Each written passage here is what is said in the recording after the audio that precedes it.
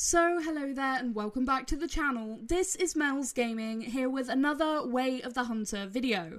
Now this video was recorded during the early access for Matariki Park, so a huge thank you to Nine Rocks Games and the Way of the Hunter team for allowing me to take part in this early access. Now in this video we're going to be playing around a little bit with the brand new tripods that came along with this update. Now at this point I had never used the tripods, so I was really excited to see what they were going to be like. I had no idea how big they were, how you would place them or anything like that, and I thought it would be cool to take the tripod out and try and bow hunt some 5-star animals from the tripod. So you can see placing it here, it goes in your equipment bar the same as your binoculars, in that same category. And then you can place it pretty much anywhere. It's really good on like where you can deploy the tripods.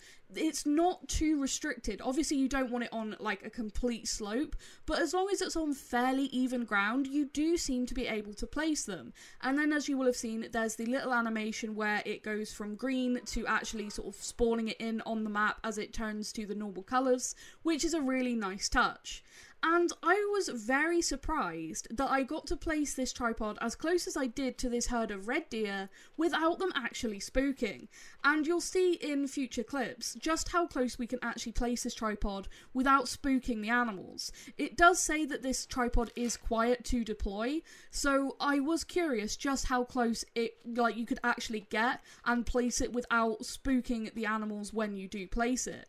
Now, we have this 5-star mature red deer here, and he comes nice and close. Now, I had to take the opportunity to try and get some pictures of, like, calling animals into this tripod with the bow, because I thought this would just be, like, really cool and potentially make for some nice thumbnails and stuff, because this is just a really cool scene. And it also allows you to see just how high up you are in this tripod. I mean, it gives you a fantastic view.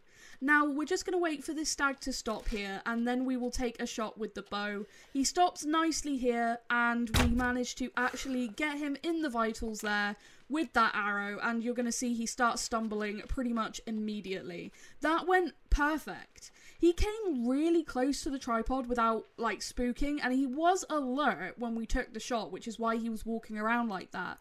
But he was very close without spooking. And again, that made me curious just how close animals would actually come to the tripod without spooking.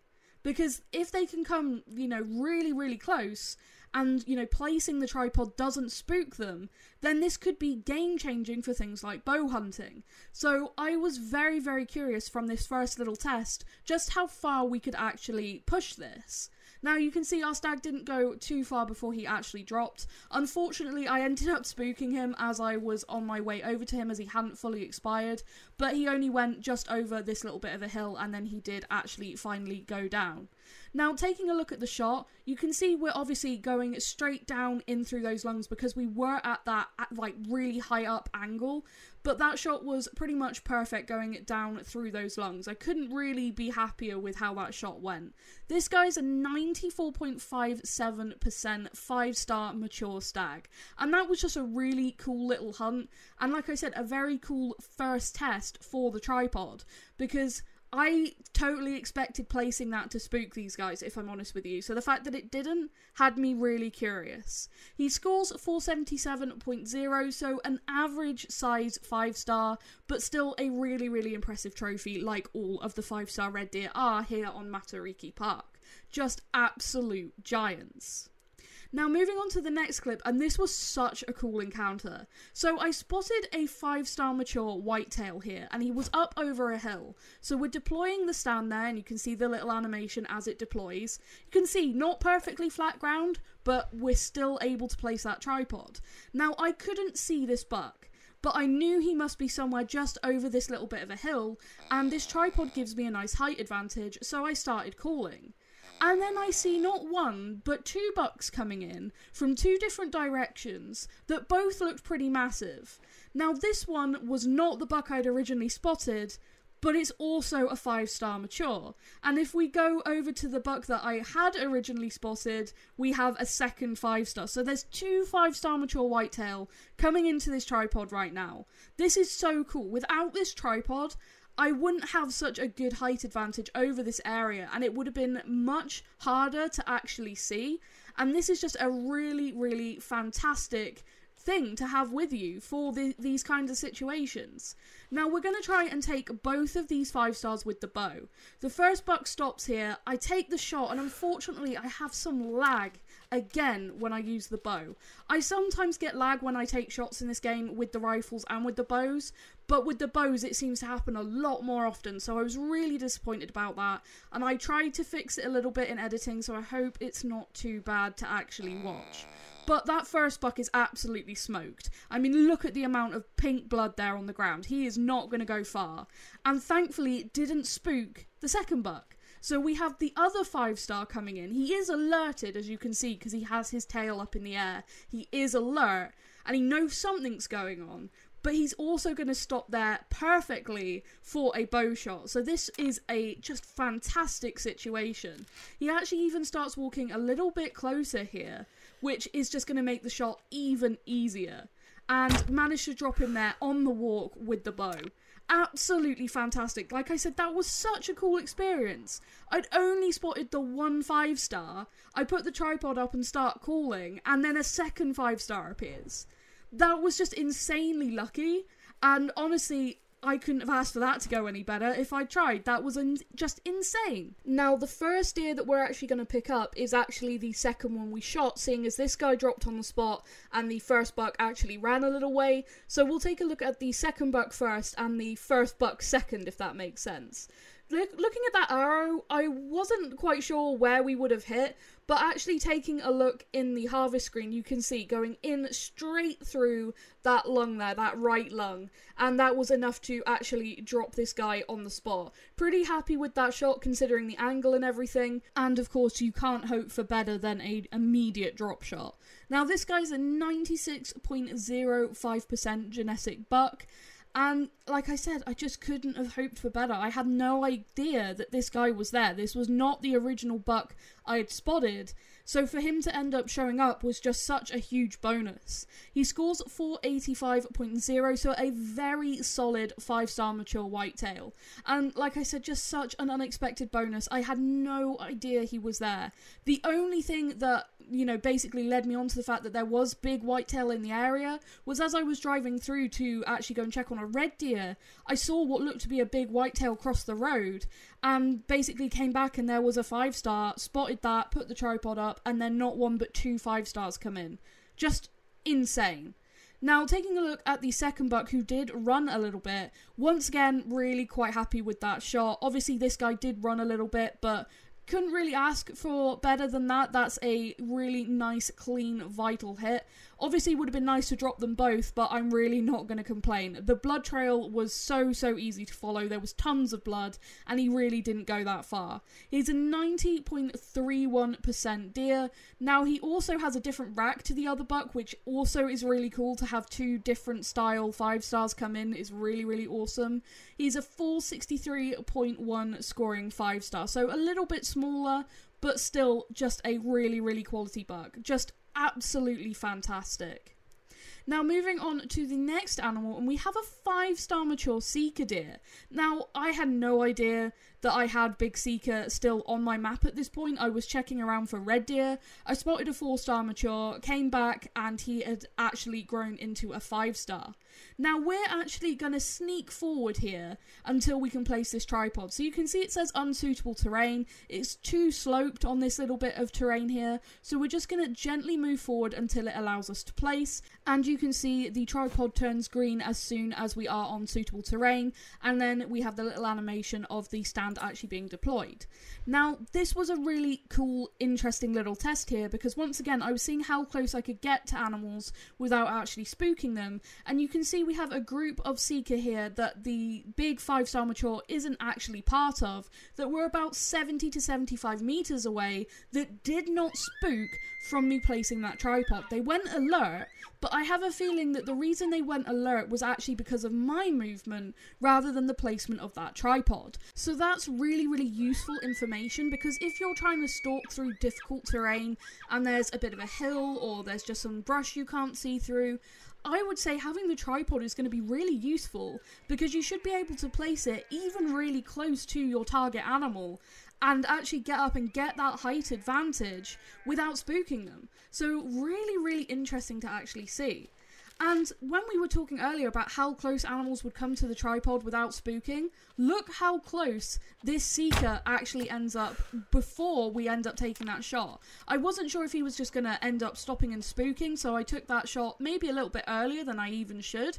But you can see he ended up dropping. Now, once again, there was a little bit of lag when I took that shot. I do apologise. I do not know why I get lag when I've been taking shots. It's always been a thing for me. It's really unfortunate, and when it does happen, and there's not a lot I can do about it, it seems. But thankfully, even despite the lag, we did actually make a really good shot on this guy, and as you will have seen, he literally went a couple of steps and then dropped. Now, taking a look at the shot, you can see straight down through the shoulder blade and into that lung and liver, so no surprise that he went down so quickly from that shot. He's a 91.2% genetic 5-star. He's absolutely gorgeous, and honestly, the Seeker I think are one of the harder 5-stars to get on this map. They're just a little bit trickier to hunt than some of the other species, so getting another 5-star like this was really, really cool. He scores 461.9, so I could have left this guy alive for probably another cycle, but again, I really wasn't sure just how big this guy was, so as soon as I saw him hit 5-star, I was just going to end up taking him. Like I said, I found him as a 4-star, had no idea how long he'd been immature, so just decided to take him as soon as he hit 5-star, and I'm still really pleased that I did. That was really cool. Now, moving on to the final animal in this video, and we have another 5-star mature red deer. Now, I did actually have another 5-star, which you will see there is a herd in the background of this clip, and the other 5-star was in that herd, and I decided to do a test and just keep calling and see how close I could actually end up getting that stag to the tripod without him spooking, seeing as I'd harvested a number of 5-star red deer already, and I wanted to see if I could leave him alive for another cycle and if he would actually get any bigger.